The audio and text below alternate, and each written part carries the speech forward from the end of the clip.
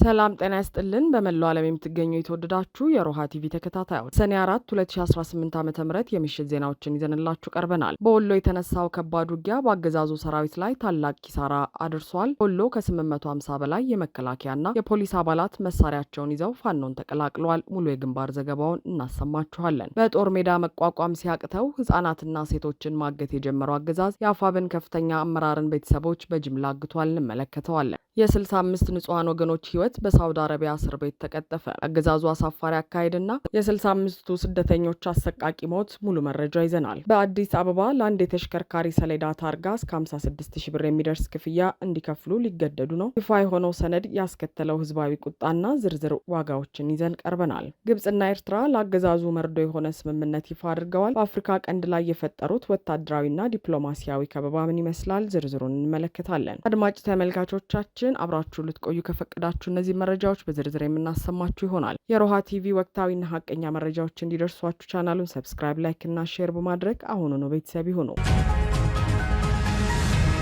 በወሎ በሸሎ ወንዝ ተፋሰስ በተነሳ ከባድ ውጊያ በአገዛዙ ሰራዊት ላይ ታላቅ ኪሳራ መድረሱና በመቶዎች የሚቆጠሩ የመከላከያ አባላት ወደ ፋኖ መቀላቀላቸው ተገለጸ። የአማራን ህዝብ የህልውና ተጋድሎ ወደ ላቀ ድል የሚያሸጋግሩና በአገዛዙ ታጣቂ ኃይል ላይ ከባድ መነቃነቅ መፍጠራቸውን የሚያሳዩ በርካታ የግንባር መረጃዎች ከወሎ ቤተ አማራ ወጥተዋል። ዛሬ ሰኔ 4 2018 ዓ.ም በበሸሎ ወንዝ እና በዙሪያው የሚገኙ ሰፊ ቀጠናዎች ላይ የአማራ ፋኖ ብሔራዊ ንቅናቄ የሚኒሊክ እዝ ፋኖ አባላት መጠነ ሰፊ ውጊያ ከፍተው የዋሉ ሲሆን ምሽቱንም አውደ ውጊያው ውጥረት እንደቀጠለ ይገኛል። በተለይም ዛሬ ረፋድ ላይ በበሸሎ ወንዝ አቅራቢያ ዚሃ በተባለ ልዩ ቦታ ላይ በተደረገው እጅግ ከባድ ውጊያ የብልጽግና ዙፋን ጠባቂ ሰራዊት ላይ ከፍተኛ የሆነ የሰብአዊና የወታደራዊ ኪሳራ መድረሱ ተረጋግጧል። ዛሬ ማለዳ ጀምሮ የዋለውና አነስተኛ ከተሞችን ያካልለው ይህ መጠነ ሰፊ ውጊያ የበሸሎ ወንዝ ተፋሰስ ዚሃ፣ ደላንታ፣ ተንታ፣ አምባሰል፣ ደሴ ዙሪያ፣ ኩታብርና ተሬ ድረስ ሰፊ መልክዓ ምድርን ያካለለ መሆኑ ታውቋል። ከዚያ ወደ ውጊያ ጎን ለጎን ያገዛዙ ሰራዊት ከአሃዱ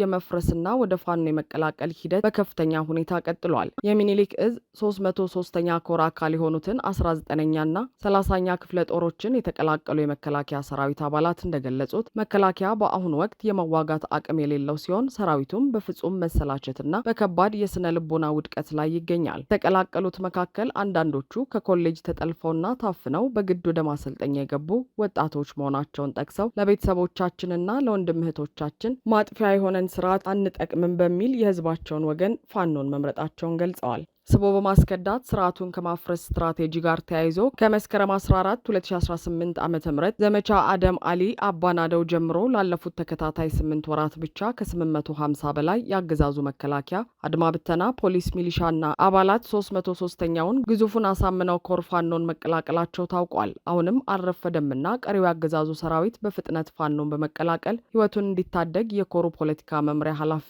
አርበኛ በሪሁን እንደምሌና የህዝብ ግንኙነት መምሪያ ኃላፊ አርበኛ ቢሆነኝ ያይበይን ጥሪ አቅርበዋል። ሌላ በኩል ግምገማዎችና ተሐድሶዎች ተጠናክረው መቀጠላቸው ተሰምቷል። የ303ኛ ግዙፉ አሳምነው ኮር ከፍተኛ አመራሮች ከግንቦት 30 2018 ዓ.ም ጀምሮ በስሩ ለሚገኙት 16ኛ ነብሮ ተወርዋሪ ኮማንዶ 19ኛና 30ኛ ክፍለ ጦሮች አጠቃላይ ግምገማና የአቅም ማጎልበቻ ስልጠና ሰጥተዋል። በስልጠናውም የመሰረታዊ ትግሉ መርሆች፣ የወታደራዊ አመራሩና የህዝብ አስተዳደሩ ተግባራት እንዲሁም የሚዲያ አጠቃቀም የተዳሰሱ ሲሆን የሚኒሊክ እዝ ከፍተኛ አመራሮች ሰራዊቱ በዘመቻ ህፃን አይሻ ሰይድ በተገኘው አኩሪ ድል ሳይዘናጋ ለቀጣይ ተልዕኮዎች ራሱን ዝግጁ እንዲያደርግ አሳስበዋል።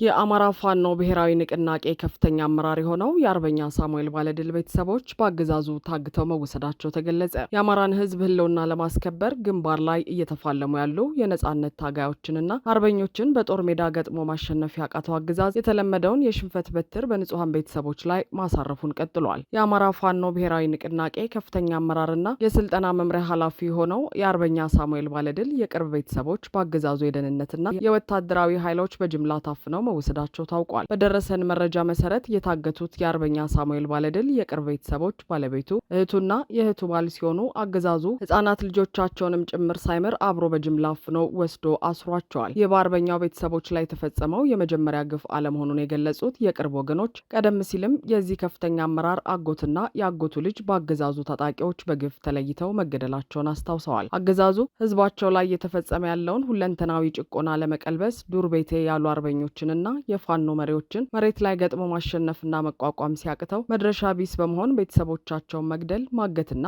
ከሀገር እንዲሰደዱ ማድረግን እንደ ዋነኛ መሳሪያ ተያይዞታል። ይሁን እንጂ ይህ አይነቱ አረመኔያዊና ፋሽስታዊ ተግባር አርበኞችን ከዓላማቸው የሚያደናቅፍ ሳይሆን ይበልጥ በከፍተኛ ጽናት፣ ቁርጠኝነትና እልህ የጀመሩትን የነጻነት ጉዞ እንዲያፋጥኑና የአገዛዙን ዕድሜ እንዲያሳጥሩ የሚያደርግ የቁጭት መነሻ እየሆነ እንደመጣ መሬት ላይ ያለው እውነት ያረጋግጣል።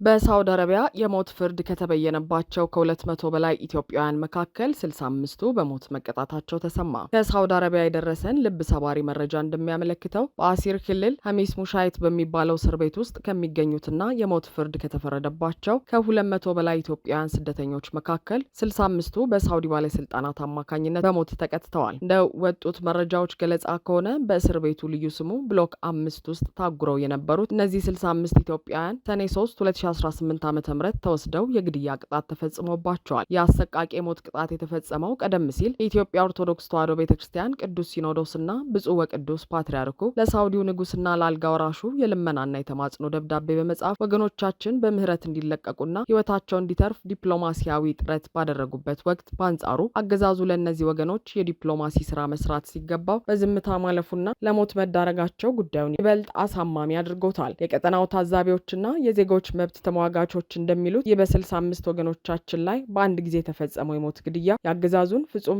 የዲፕሎማሲ ድክመትና ለገዛ ዜጎቹ ሕይወትና ክብር ትኩረት አለመስጠቱን በግልጽ ያሳየ ነው። አገዛዙ የህዝቡን ጩኸት ተቀብሎ በጉዳዩ ላይ ጠንካራ የመንግስትና የዲፕሎማሲ ግፊት ባለማድረጉ እንዲሁም ጉዳዩን ቸል በማለቱ የንጹሐን ስደተኞች ሕይወት በባዕድ ሀገር ምድር ላይ በዚህ መልኩ እንዲቀጠፍና ደማቸው እንዲፈስ ምክንያት ሆኗል ሲሉ ታዛቢዎች በከፍተኛ ሀዘንና ቁጭት ገልጸዋል።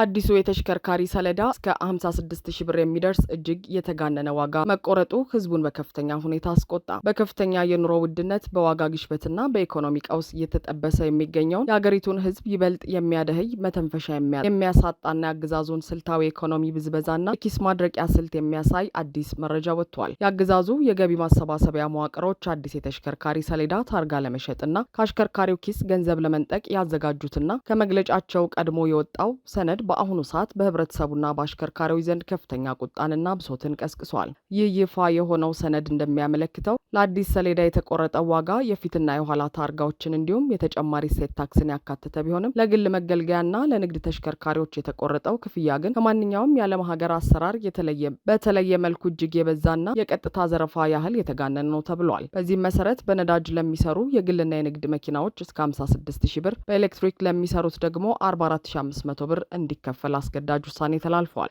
የአይነቱ ከባድ ክፍያና የዕለት ተዕለት ዘረፋ በተራው ህዝብ ህይወት ላይ በቀጥታ ተጽዕኖ የሚያሳድሩት የህዝብ ታክሲዎች፣ የከተማና የሀገር አቋራጭ አውቶቡሶች እንዲሁም የድንበር ተሻጋሪ የጭነት ትራንስፖርቶች ላይም ጭምር የተጫነ ነው። ይህ ታርጋን የመቀየር የግዳጅ እርምጃ አሽከርካሪዎች ላይ ብቻ የሚቆም ሳይሆን በቀጥታ በትራንስፖርት ታሪፍና በእቃዎች መጫኛ ዋጋ ላይ ከፍተኛ ጭማሪው ማስከተል ተራውን ድሃውንና ዝቅተኛው ማህበረሰብ ለበለጠ የኑሮ ጫና፣ ለምግብ ዋጋ መናርና ለእንግልት የሚዳርግ መሆኑ ታውቋል። የኢኮኖሚና የፖለቲካ ታዛቢዎች እንደሚሉ አገዛዙ በጦርነትና በብክነት ምክንያት የደረሰበትን ከፍተኛ የገንዘብ እጥረት፣ የካዝና መድረቅና የበጀት ጉድለት ለመሸፈን ሲል በቀጥታም ሆነ በተዘዋዋሪ የምክንያቱ ህዝቡ ኪስ ላይ እጁን እየሰደደ ይገኛል። ይህ በአንድ የታርጋ ሰሌዳ ሰበብ ላይ የተጣለውና የሚቆጠር አስገዳጅ ክፍያ አገዛዙ ህዝብን በተለያዩ መመሪያዎችና ህጎች እያሰረ የሚበዘብዝበትና በግድ ንብረቱን የሚቀማበት ሌላው ግልጽ ማሳያ ነው ሲሉ ታዛቢዎች ገልጸዋል። ካይሮና አስመራ በአፍሪካ ቀንድና በቀይ ባህር ላይ ያላቸውን ስልታዊ ወታደራዊና ዲፕሎማሲያዊ ቅንጅት ይፋ አደረጉ። በአፍሪካ ቀንድና በቀይ ባህር ቀጠና ላይ የተደቀኑ አዳዲስ የጂኦፖለቲካ ፍላጎቶችን ሙሉ በሙሉ የሚቀይርና የአገዛዙን የጦርነት ከበሮ ባዶ የሚያስቀር አዲስ ወታደራዊና ዲፕሎማሲያዊ መረጃ ወጥቷል። ግብጽ በአፍሪካ ቀንድ ያለው ደህንነትና መረጋጋት የብሔራዊ ደህንነቷን ቀጥተኛ አካል መሆኑን በይፋ የገለጸች ሲሆን ኤርትራ ጋር ያላትን ስትራቴጂካዊ ቅንጅት በከፍተኛ ሁኔታ ማጠናከሯን አስታውቃለች። ከሰሞኑ በካይሮ ለ3 ቀናት ሲካሄድ የነበረውን ከፍተኛ ውይይት ተከትሎ የወጡ ይፋዊ መግለጫዎች እንደሚያመለክቱት ካይሮና አስመራ ክልላዊ ጉዳዮች፣ በባህር ደህንነትና በቀይ ባህር አስተዳደር ላይ ያላቸውን ወታደራዊና ዲፕሎማሲያዊ ትብብር ወደ አዲስ ምዕራፍ አሸጋግረዋል። የግብጽ የውጭ ጉዳይ ሚኒስትር ባድር አብደላቲና የኤርትራ አቻቸው ኡስማን ሳሌህ በካይሮ ካደረጉት ውይይት በኋላ በወጣው መግለጫ መሰረት ሁለቱ ሀገራት ሱዳንና ሶማሊያን ጨምሮ በአፍሪካ ቀንድ ባሉ ወቅታዊ ሁኔታዎች ላይ የጋራ አቋም ይዘው ለመንቀሳቀስ ተስማምተዋል። የቀጠናው ታዛቢዎች እንደሚሉት ግብጽ በጀኔራል አልቡርሃን ለሚመራው የሱዳን ወታደራዊ ኃይሎችና ለሶማሊያ ፌዴራላዊ መንግስት የምታደርገውን ወታደራዊና የመሳሪያ ድጋፍ በከፍተኛ ሁኔታ ባሰፋችበት በዚህ ወቅት ከኤርትራ ጋር ይህንን መሰል ጥምረት መፍጠሯ በአገዛዙ ዙሪያ አዲስ ወታደራዊና ዲፕሎማሲያዊ ከበባ መፈጠሩን ቁልጭ አድርጎ የሚያሳይ ነው። በውይይቱ ወቅት የግብጽ ሚኒስትር በአፍሪካ ቀንድ ያሉ ሀገራትን ሉዓላዊነት የሚጋፉ ወይም ቀጠናውን የሚያናጉ ማናቸውንም አንድ ወገን የተናጠል እርምጃዎችን ውድቅ ማድረግ ያስፈልጋል በማለት የገለጹ ሲሆን የማገዛዙ በየሚዲያው የሚደልቀውን የጦርነትና በአብይ በኩል የተዘረጋውን የኤምሬትስን የወደብ ፍላጎት በቀጥታ የሚመታ ሆኗል። የሚኒስትሮች ስብሰባ የተካሄደው የኤርትራው ፕሬዝዳንት ኢሳያስ አፈወርቂና የግብፁ ፕሬዝዳንት አብዱል ፈታህ ኤልሲሲ በካይሮ ያደረጉትን ሰፊ ውይይት ተከትሎ ሲሆን ሁለቱ መሪዎች የወደብ መሰረተ ልማትና የባህር ትራንስፖርትን ጨምሮ በስትራቴጂካዊ ዘርፎች ላይ ተጨባጭ ፕሮግራሞችን ለመጀመር ሙሉ ስምምነት ላይ ደርሰዋል። ሁለቱ ሀገራት በቀይ ባህር ደህንነት ላይ ያላቸውን ጠንካራ አቋም በድጋሚ የገለጹ ሲሆን የቀይ ባህር ደህንነትና አስተዳደር የባህር ዳርቻ ሀገራት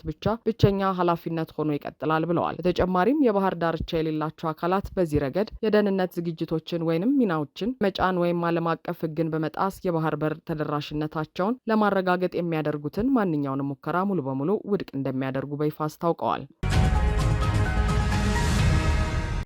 አድማጭ ተመልካቾቻችን የሰዓቱ የሮሃ ቲቪ ዜናዎች የተከታተላችኋቸውን ይመስሉ ነበር። አብራችሁን ስለነበራችሁ ከልብ እናመሰግናለን። ሰላም።